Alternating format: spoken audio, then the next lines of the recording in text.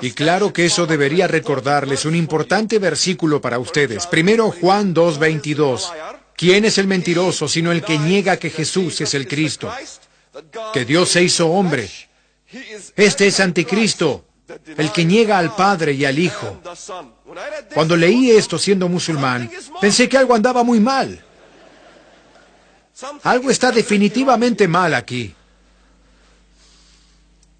¿Cómo sería posible que yo aceptara todos estos elementos que había odiado durante toda mi vida? La Trinidad. Empecé a ver que Dios era de hecho complejo. Y la Biblia habla de un Dios complejo que no podemos viviseccionar, mientras que nosotros, los musulmanes, hablábamos de un Dios al que simplificábamos y viviseccionábamos con tanta facilidad. Satanás simplificaba mucho las cosas y se volvía agradable para los musulmanes. Empecé a ver al ángel de la luz del que habla la Biblia. Y entonces empecé a hacer preguntas. ¿Cómo puede ser que el Islam como religión rechace la idea de la expiación? De que alguien pueda morir por otro. Pero al mismo tiempo, cuando mi primo Rahid trató de poner una bomba en una calle de Jerusalén y fue abatido por los israelíes dispararon primero. Ni siquiera sabían si tenía explosivos. Dispararon primero e hicieron preguntas después. Ellos no corren riesgos. Fue abatido y mi tía Fátima organizó una celebración de bodas en honor a su hijo, porque ahora mi primo Rahid estaba en el cielo. ¿Qué está haciendo en el cielo? Lo primero que hace es que sus pecados serán perdonados con la primera gota de su sangre. Apenas la primera gota de la sangre de los mártires es derramada, sus pecados son perdonados. Algo debe llamarles la atención a mis amigos cristianos. Y él intercede por 70 miembros de su propia familia para que ellos puedan ir al paraíso. ¿Cómo es posible que el Islam rechace la intercesión, pero solo acepte la intercesión cuando alguien se convierte en mártir para que pueda asegurarse su ida al paraíso? No hay seguridad en el Islam de que los creyentes y seguidores vayan al cielo. Satanás capitalizó la necesidad básica de la humanidad de querer ir al cielo. Capitalizó también esa necesidad y odiaba tanto a la humanidad que quería la destrucción de la humanidad. Y esa fue una gran idea. Hacer que nos suicidásemos y nos matásemos entre nosotros para que supuestamente pudiéramos ir a su paraíso, que es el infierno. Empecé a hacerme muchas preguntas, porque recuerdo que cuando era niño y estaba creciendo en Medio Oriente, estábamos en Jericó. Mi padre estaba enseñando en una escuela en Jericó. Y en Jericó recuerdo que yo iba al jardín de infantes y estábamos cantando una canción infantil al unísono, una canción árabe. Árabes bien amados, y los judíos son perros. Yo no sabía que era un judío. Sin embargo, a mi madre, que era norteamericana, no le permitieron durante 45 años regresar a su país, Norteamérica. Mi padre la mantuvo cautiva. Es aquí donde quisiera advertirles a las damas. ¿Tienen hijas?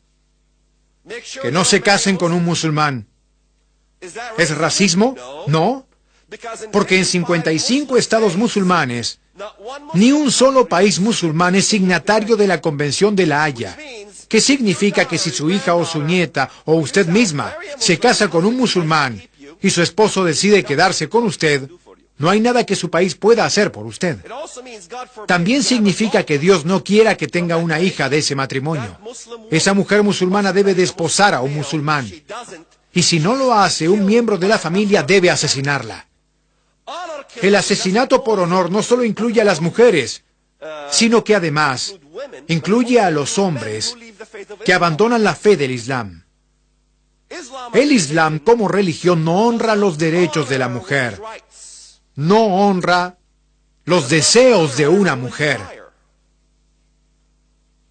Estoy tratando de que esas antenas cristianas en su cabeza suban automáticamente sin que yo presione el botón.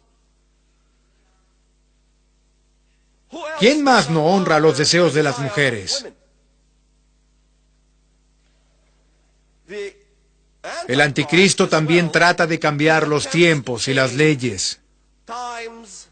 Creo que ya les mencioné que la principal misión del Islam es establecer la ley islámica en todo el mundo.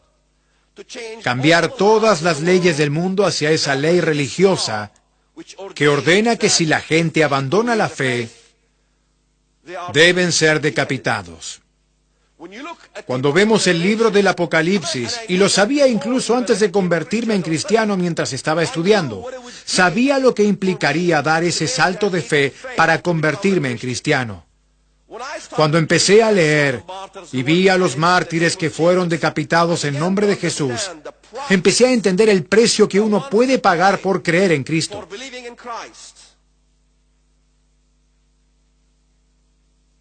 ¿Ustedes creen que las palabras en el libro del Apocalipsis, que Dios estaba bromeando? Él no estaba bromeando. Empecé a hacerme muchas preguntas. Que toda nuestra vida tratamos de destruir a ese pequeño estado llamado Israel. Y en la guerra de los 6 días, yo estuve ahí. Israel ganó en 6 días. ¿Por qué? Porque en el libro de Josué se habla de una guerra de 6 días. Dice, en el 7º día, durante la madrugada. El 7º día ni siquiera había comenzado. Los hijos de Israel se levantaron y rodearon las murallas de Jericó 7 veces. Y listo. ¿Es así? Ya conocen la historia. Josué tuvo una guerra de 6 días y ahí estaba yo, viviendo otra guerra llamada la Guerra de los 6 días, que se estaba desarrollando frente a nuestros ojos. Abrimos la puerta al cabo de los 6 días, en el 7º día, durante las primeras horas de la mañana, y vimos los tanques israelíes entrando en Jericó, y yo, hora de preguntas y respuestas. Papá, esa bandera que está en los tanques no es la bandera que saludo todo el tiempo. Es una estrella azul. ¿Qué es eso? Perdimos la guerra. ¿Cómo es posible? Todos estábamos marchando. Todo el mundo estaba marchando en Medio Oriente. Vamos a destruir a los judíos. Es ridículo, Goliat va a matar a David. Pero quedamos boquiabiertos. David mató a Goliat. No habría sido un milagro si Goliat mataba a David. Pero Dios ordenó que el muchacho matase al gigante. ¿Por qué? Porque de no ser así, ¿cuál sería el milagro? Empecé a entender que toda mi vida, mientras iba creciendo, viví esta experiencia que incluso Moisés habría deseado presenciar. Todos ustedes recuerdan aquellos días. Casi todos ustedes han vivido los tiempos en que Dios sacó a los hijos de Israel, no solo de Egipto, sino también de las tierras del norte y de todos los países hacia donde los ha llevado. Dios está trayendo judíos desde 100 países distintos de regreso a la tierra de Israel, y el mundo niega lo que está ocurriendo. Incluso Moisés estaría bailando de alegría, porque a él le costó mucho sacarlos de un solo país, Egipto.